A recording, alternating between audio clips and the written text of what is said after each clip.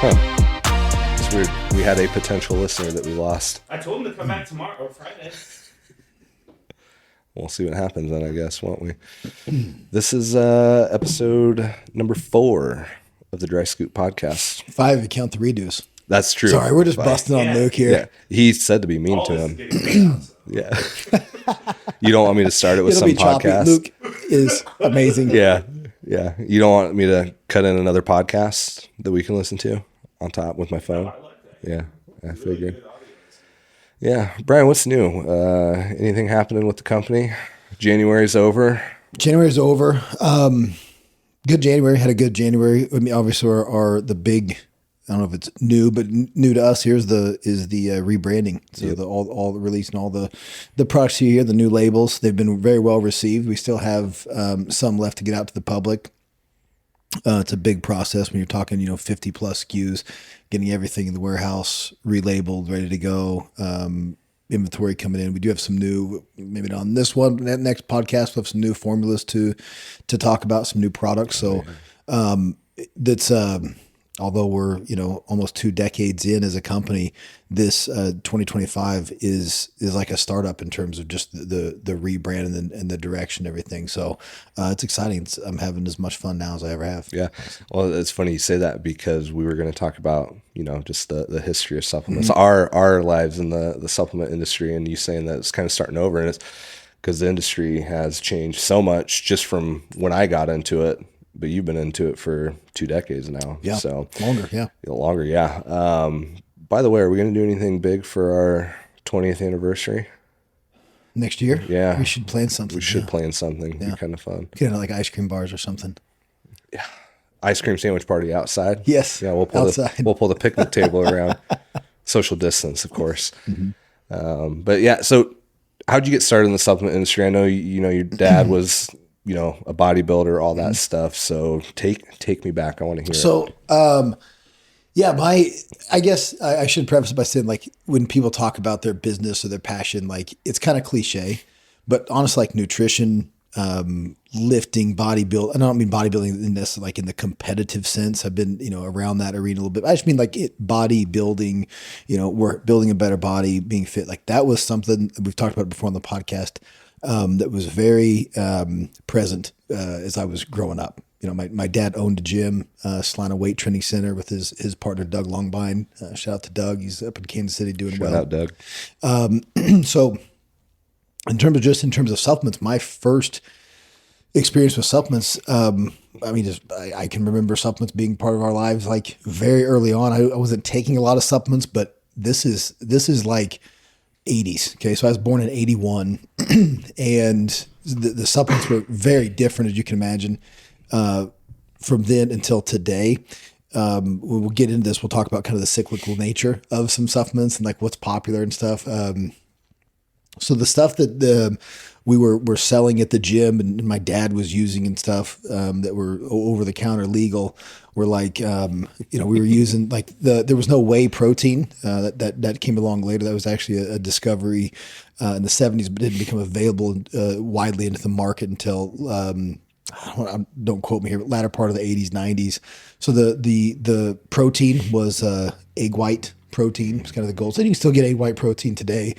But it was either non-flavored or the first flavor of it was just vanilla, and it didn't taste like vanilla. It was real gritty and coarse protein. Amino acids, we didn't have what we use now as far as free-form amino acids or essential amino acids. The amino acids were from desiccated liver powder. Interesting. It's like beef liver powder, which again, that's Right. which is cyclical. That's really come back now, very nutrient dense. So it was desiccated liver powder. Things like wheat germ, and those were being sold. What was the theory behind wheat? It was like a really densely nutrient fibrous supplement that you'd take. It was like the apple cider vinegar, like that whole wave that came through maybe 10 years ago. We had water in the fridge that was labeled. My sister ended up putting like a sticker on it with like the skull and crossbones, because if you accidentally drank Dad's water that was mixed with vinegar, it was awful. But like for heart health and circulatory health and the big one was not blood pressure, but blood sugar maintenance and stuff. So A This lot was of all like stuff. health, not necessarily sports nutrition. It was just like supplements for Both. Okay. Yeah.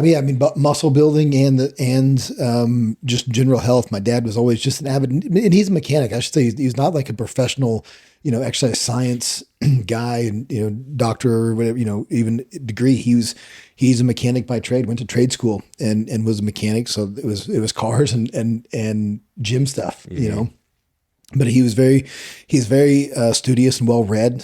Still is. He's still up on stuff today, and so these are conversations now I kind of bring to him and bring up different topics. But yeah, it was that was. I remember he'd always mix these shakes after workouts, and I don't know if he was working. It's hard. My memory escapes if he was working out at night and then coming home, or if this was his nighttime shake. I'd have to ask him, but it was like. It was, I remember the base of it in the blender, like the old blender was orange juice. That was the carbohydrate, that was the base. And then all the desiccated liver and egg white protein and wheat germ and stuff all went in there. And even as a kid, like the truth is it kind of tasted like shit, but I remember wanting it, me and my sister were like, can I have a drink? You just give it just a sip. Now go rinse, because we'd already brushed our teeth. We were going to bed. He was coming in to give us a kiss goodnight and tuck us in. And he'd have this big, I remember it was this big, like semi-clear plastic, cup, but it's like a huge, like, I don't know, 60, this giant, the whole blender full would go in there. And that's what he would drink. And I think it was after he lifted, that was the shake, that was the protein drinks. So Dad, can I have your protein drink? That's really funny. Yeah. That is old school. So then the gym, we went from, selling very rudimentary stuff, and then came along like your better whey proteins, creatine capsules, in the 90s. Creatine capsules were a thing. Were they the giant tablets or were they actual capsules? They were capsules. Okay. I don't think creatine was ever tablets, like hard pressed tablets. I just remember like old school supplements, like these giant horse pill tablets that were like amino acids and stuff. So amino acids, yes. We did have amino acid tablets. They were the hard pressed, but creatine capsules. HMB was one that came later on. EAS had HMB. You get either 500 milligram or 1,000 milligram, which is like the huge triple O capsules that for liability reasons, companies don't use those anymore. We talk like horse pills, which is all worse than the hard pressed tablet because a capsule floats, so it's hard to swallow this giant pill. But that was, that was kind of the beginning of it. And creatine, like now, has come back. Not just all the studies of performance enhancement and strength gains and stuff, but now it's a lot of cognitive benefits, not just for people in the sports realm, but for creatine's given to in small doses to premature babies to help speed their muscular development and brain health and elderly people or just aging populations to help. It's a great preventative of brain related wasting diseases. And do you remember the scare of creatine? Wasn't that prevalent around the 90s? Creatine, like, well, you're the creatine kid. That's the creatine kid. Like he's on fucking steroids. And it's all, obviously been debunked. It's not kidney hepatic or liver toxic, any of that. But that was always, anything new is always met with some resistance, I think, especially in terms of sports medicine, sports enhancement. And even today, I think stuff like TRT is looked at very differently and more widely accepted, where before, steroids was such a, I'm not saying like steroids is a good term now, but they've just kind of glossed over it by calling it TRT, which it's a steroid. It's testosterone replacement, but it's very popular now to have, as we age, to have optimal hormone levels. And it's not like that guy's on the juice. Like, he's, maybe he is, maybe he isn't, but if he says he's on TRT, then he's not on the juice. He's somewhat natural, right? Whatever you want to call it.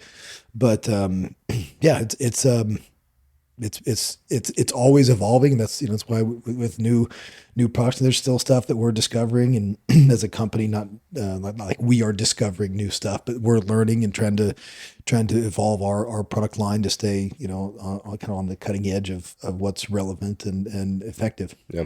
What was you remember like your first supplement stack you started taking it? When was it? When was it? What was it?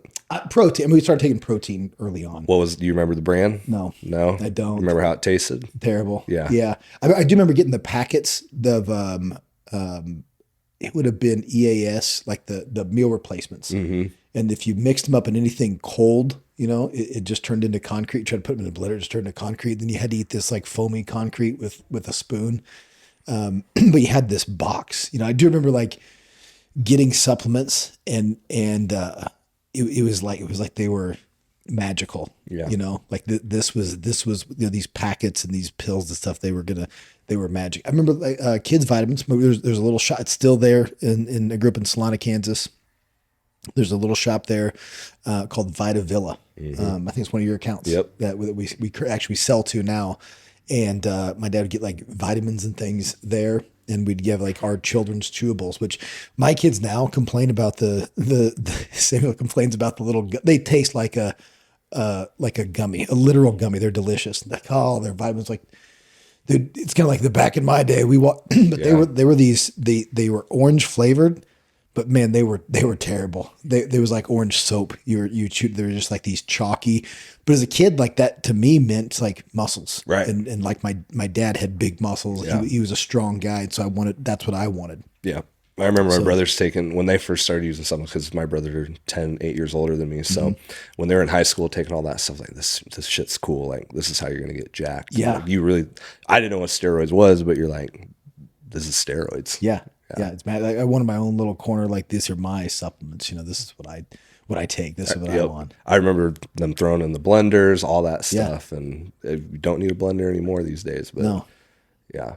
No, there was like the categories have changed too. There was no like pre-workout category, Right. Like it was a shot of espresso, if you wanted some energy, intra-workout, when it was really like proteins and post-workout shakes, your protein shake. What goes in your protein shake was kind of the first supplements. Yeah. Is that around the post-workout window too? That's interesting. So what I think, again, I'm a kid at this time. So I think when I'm first learning about post-workout window, I was reading like Muscular Development and Flex magazine and stuff. This is like in high school by now. So that was relevant. I don't know when that was first. I mean, the guys been doing, it's no one's really reinventing the wheel. If you go back and look at workouts, like that Arnold did, like pretty good workouts today, like there's a reason those guys look the way they did. I think there's developmentally, just like guys get faster, guys are bigger now because training has changed, nutrition's changed. I think if we're talking competitive bodybuilding, the drugs have changed, specifically like growth hormones and insulin. That's really gotten massive size. But, like what barbells and dumbbells work really good. And a lot of stuff hasn't changed over the years. I think we've gotten better, more knowledgeable about training. But I said before, like sometimes the best fitness app you can have is just a sweaty ass t-shirt and breathing hard. You don't have to look down at your watch to see what your exercise threshold and oxygen output and that stuff is like. You just got to grind. Yeah. You don't remember the first, what's the first protein brand that you remember taking? I'm trying to think of the bottles. I remember, for instance, my first one in high school, and it was a mass gainer. It was from, do you remember the company SciFit? Sure. Yeah, it was B large, and it came in a bucket with a handle. Was it B large? I remember one Champion that just had N large. Yeah, this was B large, and it tasted horrible. I had to use the like giant hand blender just to mix it up. Yeah. But I think I was doing probably, the serving size was like 6 scoops. So I was probably doing 6 scoops in a giant glass. The mass gainers milk. were fun. Oh, this is when we did our mass gainer. That's one thing we wanted to avoid is you get the scoop, right? And it's like use 3 scoops for a serving, but the scoop is like you're getting a Tide scoop. Yeah, I was gonna say the old detergent like, scoop. Who the fuck is you think like, wow, they fit 2,200 calories into a serving. Well, yeah, but there's 6 servings in a 12-pound bag. Yeah. Well, but it tasted like shit. So I had to like plug my nose and just drink it and still gag. And then you didn't eat the rest of the day. Yeah, well, I would do it at night after eating because I was just trying to gain weight, obviously. But man, it was horrible. And so it is funny just to see just how the taste of supplements has changed. That's changed so a lot. much. That's changed a lot. Without like naming name, it wouldn't even matter. These are big companies that pay no attention anyway, obviously. But it is funny because you see some older companies that have just been around since the invention of supplements. At some point, it's like they just went, you know what? we're gonna jump off the progressive flavor train. Like this is it. This is the pinnacle of chocolate. We're done.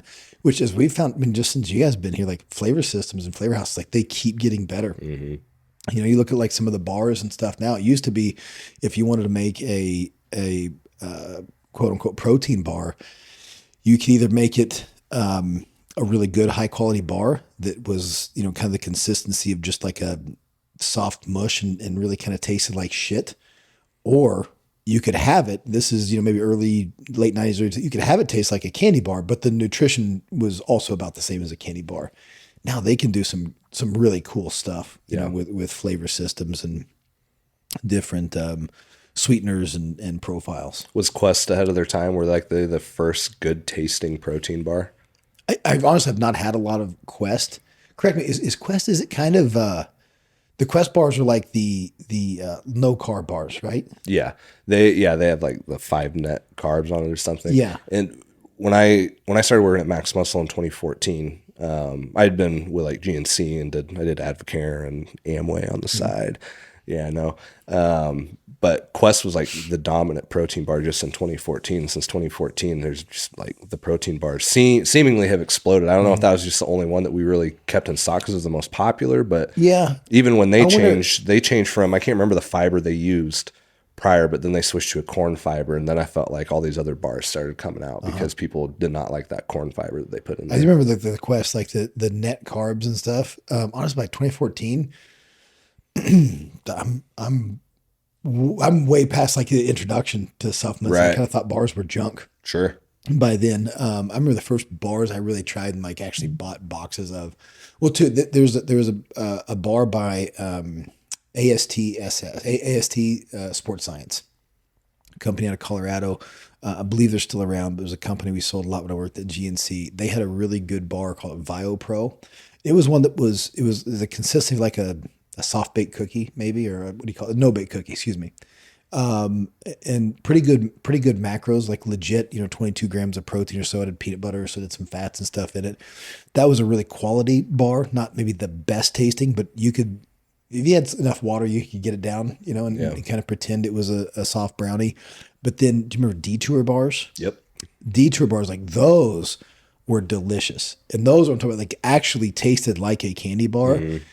If you didn't pay attention to the macros, you could almost believe you're taking something. You're taking some really good proteins and stuff. Yeah. What about Supreme bars? Weren't those pretty big? Those were big. We sold some Supreme. Those are still. I still see those around. Yeah. Remember like the Colossal. Remember like you'd go. The Metrex had like the Colossal 100 and those they had the big, and they're always like cookie dough flavored and stuff. Those are pretty tasty. If you could stomach them, not the taste, but the bloat and digestion issues you might get afterwards. Yeah, seriously. Yeah. Okay, so your supplement, when you started taking supplements, obviously your dad was a big factor in that, but when did you first start like a regimen? High school? I did in high school, but I wouldn't say a regimen like I was real consistent. Probably not until college where I got up and was pretty consistent with, he'd call it like protein a supplement because it's parents out there who are like, well, should I let my kid take protein? Like, well, do they drink milk? It's dehydrated milk, and you just separate out the protein. So I wouldn't say you don't really get on protein powder. You just it supplements your daily protein intake. But consistently, like getting up and using a protein, regularly using a good vitamin, which I say a good vitamin. I didn't really know what that was. Later, we're taking like Mega Men vitamin from GNC, which I do believe is a good vitamin source. Creatine, things like that. I was wrestling in college. So a lot of what I took was kind of in terms of like optimizing health performance while not gaining weight. It wasn't like creatine wasn't really on the list of supplements I could take all the time because, my freshman year of college, I wrestled 157, and I was, so I wrestled 152 pounds as a senior in high school. Went to college to be a 157 pounder and quickly found out like I'm growing fast. And so as a red shirt years is kind of a, you go compete in opens and you get some mat time and stuff, but you're not representing and scoring points for the school. So you don't need to cut a lot of weight. But man, by the end of that freshman season, and this wasn't like trying, this wasn't weight room. I was doing all the things. I wasn't trying to gain weight. I just grew. I was very young, for my class. So my parents are big people. I just grew a lot. I mean, for example, I wrestled 157 as a redshirt freshman. The next year, I wrestled 184.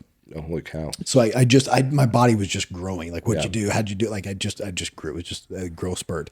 But so I was cutting weight as hard as anyone on the team. Kind of unbeknownst to anybody, like how hard I was cutting to be that red shirt 157 pounds. I think I wrestled 20 matches that year. And as soon as I was done, before we were even out of the room, I'm 165 pounds, wrestler. So that kind of shaped what the limited maybe what I could take. Yeah.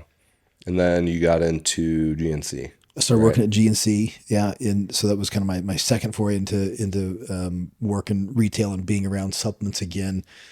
I didn't, at the time, I thought I knew a lot about supplements because, growing up around a gym and taking supplements, but really you didn't know shit. Mm-hmm. It was great though, because you got to learn a lot of the sales, training was, and just what we would read there, the materials there were on supplements and kind of beginning to separate the truth, I guess, the actual science behind the products, from the marketing. And you get duped. You're not gonna. I think this is probably any industry like this, but you're not gonna come out unscathed. Like why the fuck did I buy deer antler velvet extract for $80? And I remember one time my wrestling coach, it was like growth hormone secretor, like the spray. Yep. Under your tongue, and I had like waited till I got paid, and I bought. It was like in the case, in the clear case, where you had to open it. Like that's where the real stuff is. And it came in, I don't even remember the company, but it was when deer antler velvet extract first came out. And so I used part of my paycheck to get this deer antler velvet extract. And it said like growth hormone secretagogue and stuff on it. Yep. And I took it into, there was adjacent from the wrestling room, there was our weigh-in room and had like an equipment and stuff in there. I went to weigh. So I set all my stuff down, peeled off my clothes, weighed in. Well, the next day I realized I left that bottle of spray, because you're supposed to take it like pre and post workout. I left that bottle of spray. So I went in and I asked my coach, Coach Bickley, I'm like, hey, was there a bottle? And he was like, was that shit like growth hormone or something? I'm like, yeah. He goes, I threw that shit away. I'm like, and I didn't want to tell him, like, I spent $80 on that little bottle in college. It might as well have been $1,000 at the time. But I was so convinced that like, if it was $80 and it came out of that case, it must be fucking awesome. Yep. 100%. Now there was some other stuff that came out of that case that were fucking awesome in terms of not legal, but there was some crazy. Were they legal back then though? Probably not NCAA legal. Right. Didn't take them during the season. But legal back then. Yeah. But the market for, we're talking pro hormones, the market. So the idea of a pro hormone, we're going over here, but the idea of a pro hormone is, instead of a steroid is, and this is, I'm going to make it really simple, but a steroid is taking a hormone and injecting it into your body. Right. Okay. So a hormone your body naturally produces, and you're unnaturally just taking an exogenous source and injecting it. And then a pro-hormone is a substance that your body converts to that hormone. Right. So there's like the Delta series of androgens. Okay. So back in with Sammy Sosa and Mark McGuire they were supposedly taking andro. So it's like 19-norandrostenediol was the best one. Most of the time in products, you found the 19-norandrostenedione, which is cheaper. But those converted to nandrolone or decabolin in the body. So it had, they not like the deer antler velvet, like they legitimately converted to nandrolone in the body, and all the effects and side effects, like people talk about like Decadick, like you couldn't get hard and stuff because nandrolone has an adverse effect on testosterone.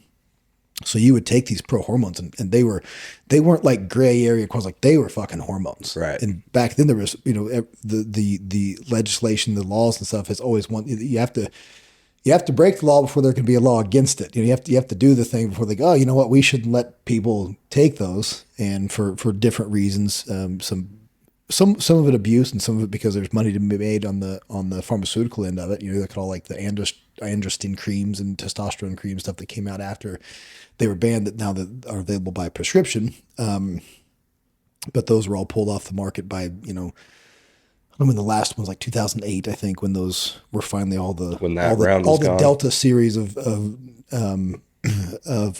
androstenes and stuff were kind of wiped off. But yeah, they come out with it, and they legislate against it and come out with something else. Yeah. But that first round of androstene, and it was always a 19-nor diol. There's a whole bunch of different names. Epistane was one of the last ones. They might even still be around. Epistane. I took Epistane in college and didn't know what I was doing, and it dried me out pretty I good. was gonna say it dried your joints out terribly. It was like God, I think I need a hip replacement. I tore my hamstring, and then I tore my tricep When you were taking it? when I was taking it. course you did. I came back. I took it over the summer, and then came back for fall camp, and pulled my hammy, and then rehab through that. And by the end of summer camp, we were doing Oklahoma drill, and I got blocked, pushed back, and as the running back was running by me, his knee slapped against the back of my elbow, and I was just like a really bad Charlie horse. And then woke up the next day and I had like this grapefruit on my arm, couldn't move it, anything like that. Doctors took a look at it, and you could press into my arm. There was no attachment at my triceps. So I didn't know that. yeah, I looked good, but You'd have been an All-American. yeah, if you didn't take that Epistane. yeah, exactly.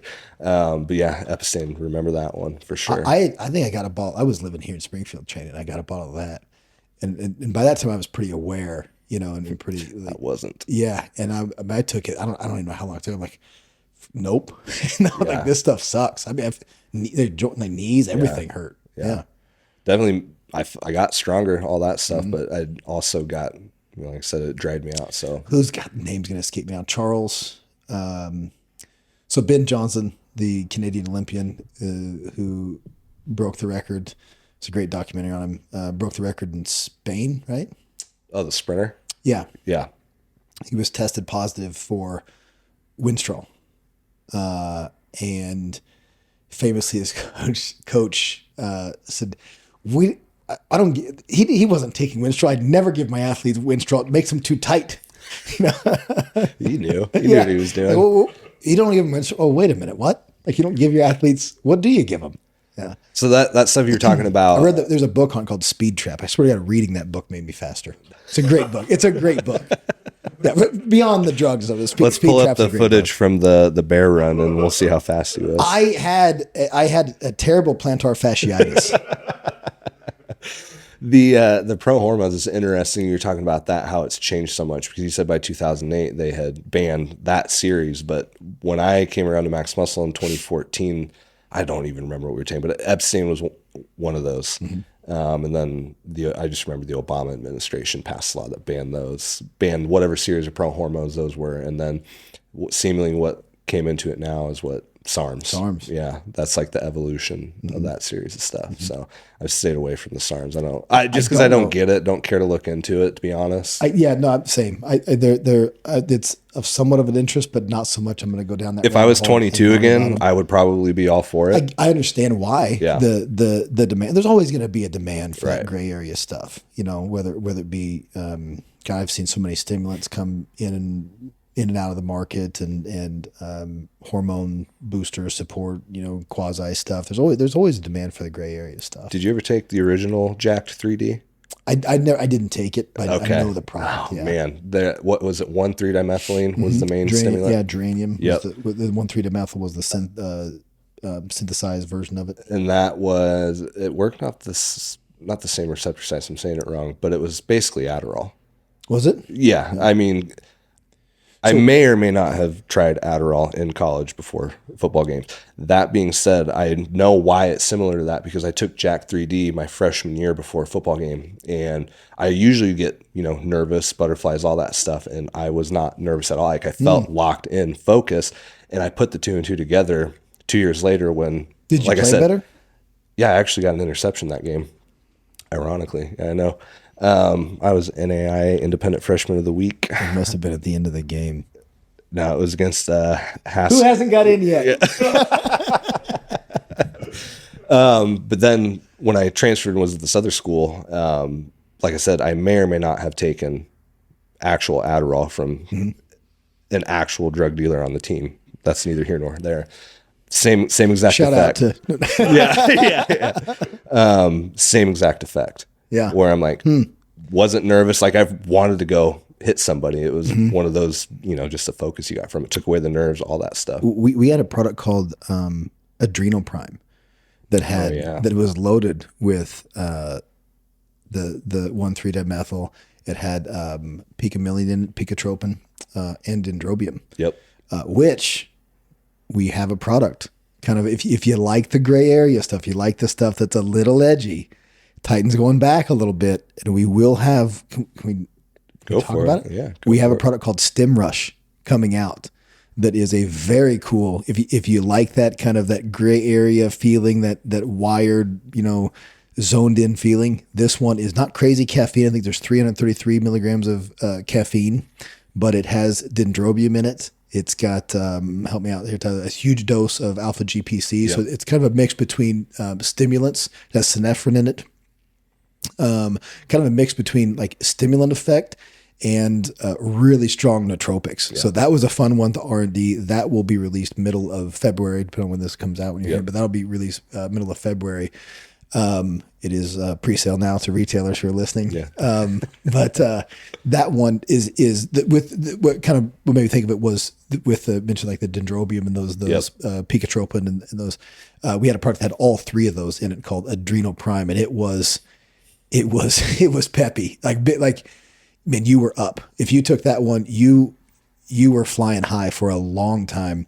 I remember the guys that the local stores here, the supplement superstores, the guys, I'm sure that they're long gone there now. I remember seeing them out when we had first been out. They said what their game was to go out to the clubs and stuff on Friday, Saturday nights, and they would play beer pong after the bars. Yep.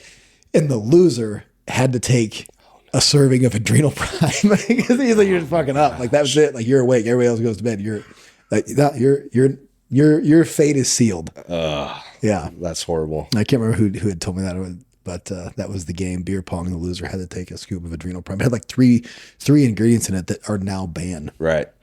Three stimulants. Speaking of pre-workouts, what was the first one that came around? That maybe it wasn't the first one, but the first one that was just like popular. Was it C4?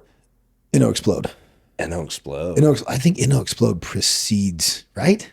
I don't know. I always, in my head, it was C4 because of GNCs. C4 was legit too. It wasn't what you see now on shelves. Like Cellular Core was a very cutting edge. I mean, the original owners are long gone, but the original product was a heavy dose. I mean, it was kind of for like geeky guys who were in supplement insiders that knew that the industry really efficaciously dosed.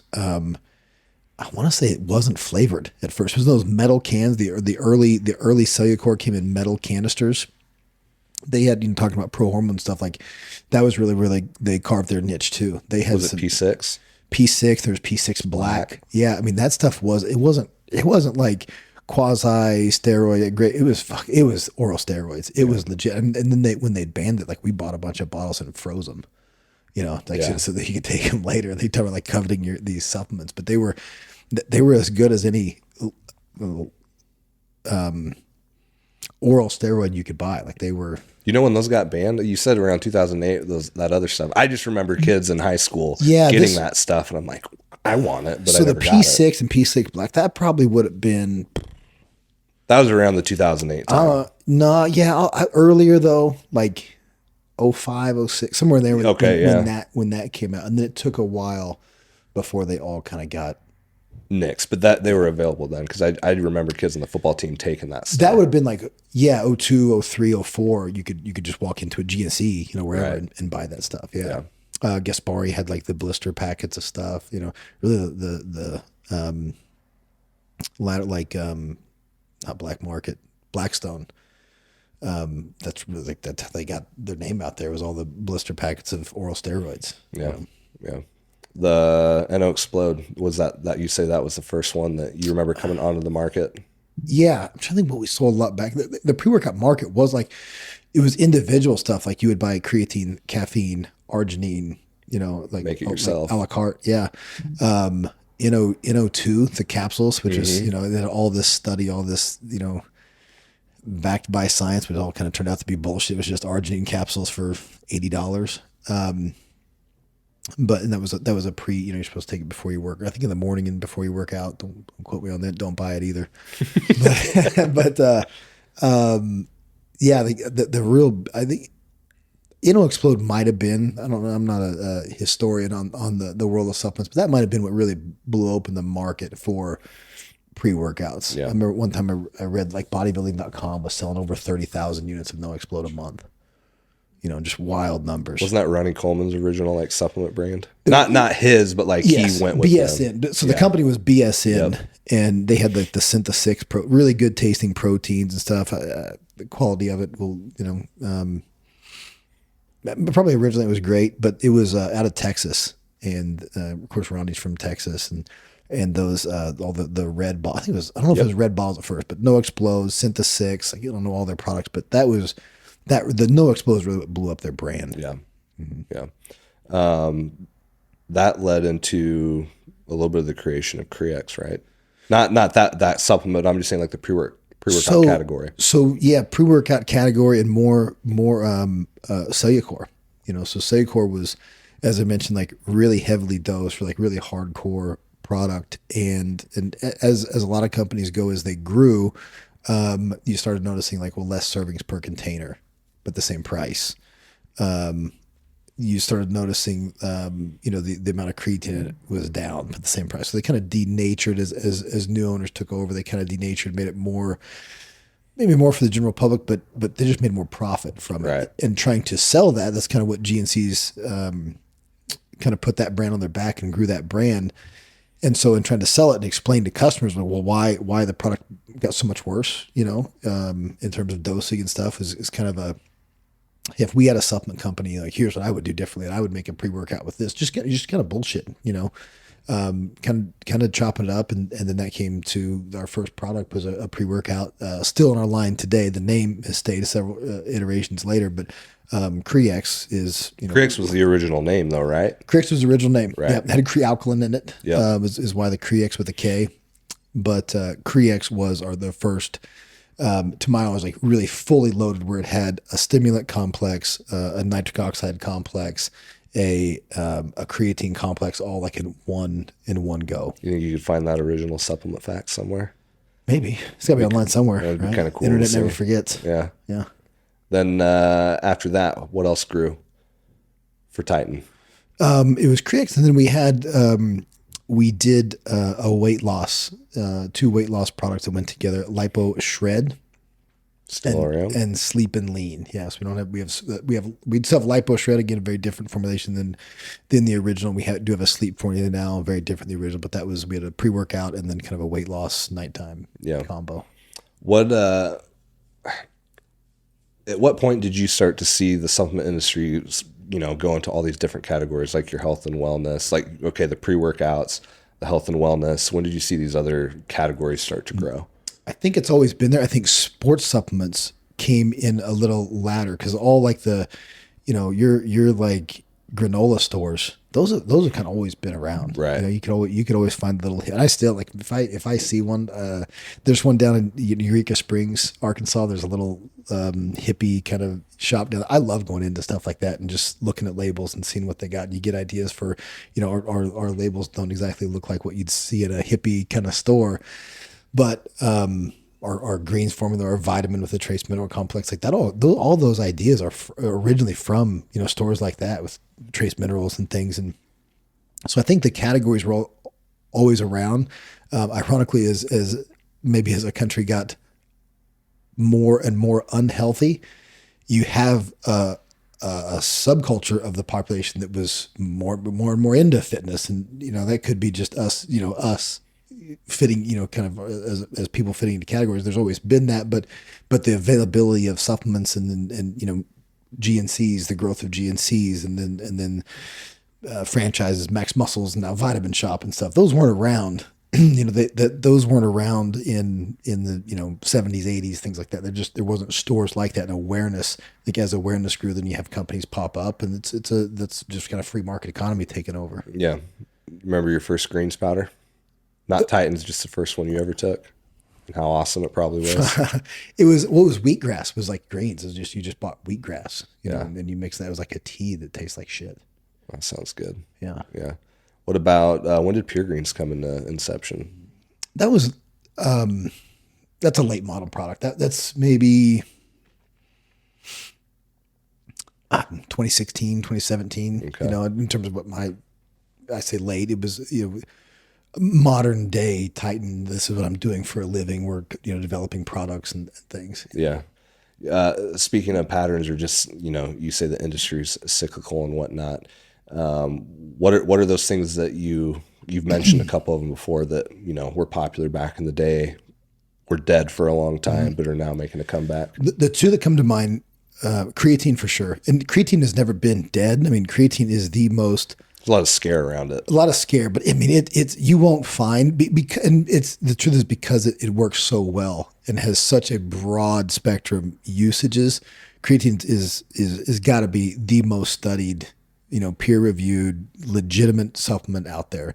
For people, like, if there's any concern about your kids taking it, like, well, creatine, there's what, a gram of creatine per 1 pound of red meat. Mm-hmm. So you are taking creatine anyway. It's found in nature. You're getting creatine, but creatine was big in the 90s, but I don't think it's ever been as popular as today. We can see with just our sales of creatine how popular it is. It's not just us. Like, we use a really good quality creatine, but the truth is it's a commodity. A lot of companies sell it, and it's as popular as ever. I think because it's such broad spectrum in terms of the community that takes it is no longer a sports supplement community. It's everybody has found that creatine is beneficial. I just read this, that creatine can reverse the effects of sleep deprivation, short-term sleep deprivation. It's like, but it's in a huge dose, like almost 30 grams. You need like 30. It's per kilogram of body weight. Like someone my size is like 30 grams of creatine can temporarily reverse the effects of sleep deprivation. So there's a lot of cognitive benefits, like I said, that have come up that weren't there in the original studies in the 90s. It was all like sports performance and increased ATP production and fast twitch, like sprint speed or sprint duration, I should say, explosive power, muscular endurance. And now with the more cognitive and brain function stuff, it's kind of come back into popularity just in a broader community.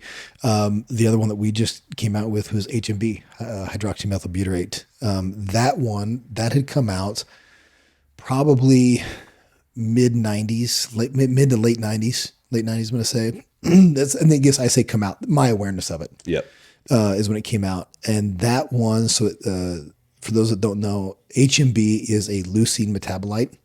That leucine is known as it's a branched chain amino acid that's well known and used for increasing protein synthesis, mTOR. So what that is, it's the signal your body doesn't always build muscle. You don't just build muscle all the time. There has to be a signal sent that tells your body to utilize amino acids, to put those amino acids together to build new muscle tissue. And certain things, high protein intake, which increases nitrogen levels, that turns on mTOR.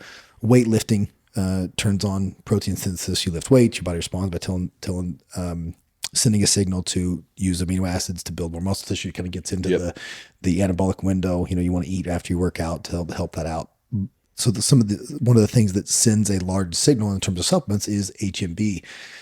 That had come out, and then there were some things that were kind of debunking the use of HMB, and the debunking statements, those have been debunked, and now HMB is really back in the supplement news as a very effective supplement. It's big like anti-aging, because as you age, your body goes through sarcopenia, your muscle protein synthesis decreases. That's one of the reasons that as you age, your protein intake needs to increase, because it takes more protein to hit those, to have your body synthesize those amino acids into muscle tissue. It's one of the reasons we lose muscle as we age. So HMB is one that has kind of fallen out of popularity. It was always around, fallen out of popularity. And now I think you're going to start seeing it more and more and more. The cost has come down because there's more availability of it. Yeah. We when we reformulated our pre-workout Creax, it had always had branched chain amino acids in it. And just looking at studies and what really worked best, if you really want to increase your protein synthesis, HMB is better than a BCA complex. So the new Creax has HMB in it, because we're buying so much HMB, the raw material. we were able to also put it in a standalone in a bottle of just HMB. So HMB 200 servings of HMB from Titan Nutrition. Super cost effective. So, but I mean, looking at the stuff surrounding HMB and what it does, like you're saying, it's a leucine metabolite. The implications I think it has for athletes, I'm talking like fitness athletes, especially like bodybuilders, those people in that community, or CrossFitters. When you're going to be in a caloric deficit, it's almost, to me, it's one of those things that you should absolutely be taking. It's going to preserve that muscle mass. And if you're doing all that fasted cardio and whatnot, to me, it's only going to be of benefit, because whatever you can do to hold on to muscle mass during, those extreme caloric restrictions or CrossFit, you're constantly beating up your body. Yeah. I would imagine most CrossFitters are probably in a little bit of a caloric deficit. Maybe not the ones that really pay attention, but the avid, or, they just go take a class or whatever. They would benefit from something like that. Yeah. Like you're aging populations. Yes. But especially your super intense, CrossFit's maybe the best example of wrestling, like where you're training not solely for the purpose of like cardiovascular health or to build muscle, but you're training for the purpose of, in the case of CrossFit, to hit certain weights under a time. Right. So it's maximum threshold stuff. That's really when you're going to find something like HMB to help out, because you want to pack as much. Basically, how do I take these amino acids that I'm eating, that my body, and utilize them to go back and repair muscle tissue as effectively as possible. And anything that's going to turn on that signal that tells your body to use those amino acids to directly go and repair that muscle tissue is going to be a benefit. And I guess even in general, just, any type of in-season athlete, because, take football, for instance, you're training in the off season to get stronger, bigger, faster, whatever it is. And then, summer camp rolls around, you're throwing the pads on, you're in the summer heat, your strength training's going down a little bit, all that volume's changing. Sure. That's a good product. That's a good supplement to take if you're trying to just minimize the effects of losing the strength, because you're going to lose strength. Right. And then that's the same with like CrossFit, because, you got to have some endurance mix in there, and those things, they give and take from each other. Yeah. I think maximum threshold training, fasted training, and older individuals, the older you are, the more important. And I say older individuals, 35 plus, but I think as you get into like your 60s plus, that could be something like, even if you're not weight training, an HMB creatine combination is just as a general health practicality, it makes sense. Yeah. Supplement industry, the changes that have come along with it. What's one trend, maybe one supplement that you're kind of glad to see go? That's a tough one. I know it put you on the spot. Yeah, what's glad to see go? I don't think I'm not for freedom above all, right? Yep. But there's definitely been some, probably in the like the pro hormone category, and I can't think of anything specific, but there's you can get some pretty toxic stuff. Yeah. In those, and then it's not necessarily like, hey, just freedom. You should be able to. I think you should. The adults should be able to be free to do what they want, but when you have it as something you can just walk in and anybody can buy at any age, then there's some questions of, should a GNC, or not even a supplement store, be selling we see now SARMs, yep. And maybe the possible regulation that's coming for some of those, like, should you be able to sell pro hormones, quasi hormones to a kid that's 16, 17 years old? Because then there's a lot of detrimental effects. If you start messing with your hormones at a young age, you really want to maximize your body's natural production of those hormones. Yep. And if you start introducing hormones at a young age, you could shut off some of your natural production and later in life, have some downstream effects from it that, had you not done that, you wouldn't have. Yeah. Considering how the game has changed from our perspective, I started in retail. I first started at GNC, but then I really learned the business when I started at Max Muscle, and just working in the stores then compared to what it's like to be on the brand side of things and to see how stores operate. It seems completely different. I want to say backwards, and I don't necessarily mean backwards in a bad way. It's just backwards from how I grew up in the store. You and Frank have mentioned this before, but stores used to build brands. And I think stores still can build brands to a degree. But the biggest change that I've seen is the direct to consumer switch, and now how that is building brands. And I think that has a lot to do with obviously technology. And, it really seemed to take off around COVID. We were all stuck indoors. We were all on our phones, the e-commerce, all that stuff took off.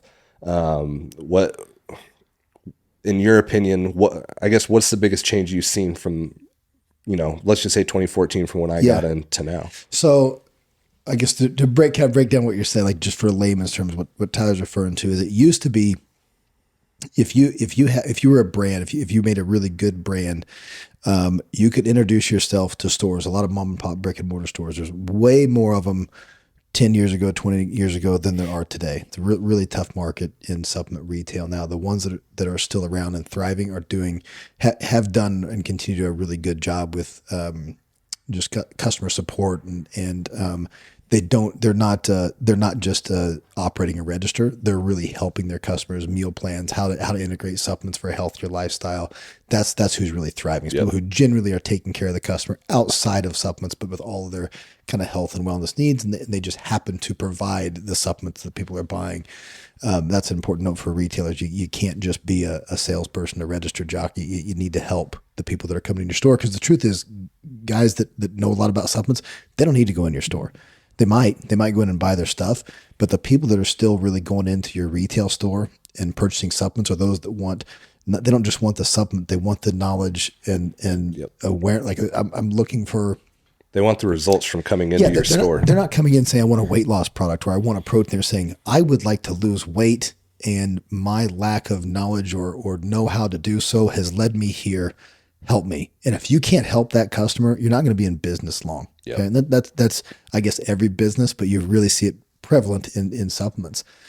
So it used to be you could build a really good brand, great products, and when you took it to these retail stores, it was of their best interest to offer a brand that they could kind of say, hey, this is why we chose this brand. They could turn around and show the label to the customer compared to maybe what they could find online.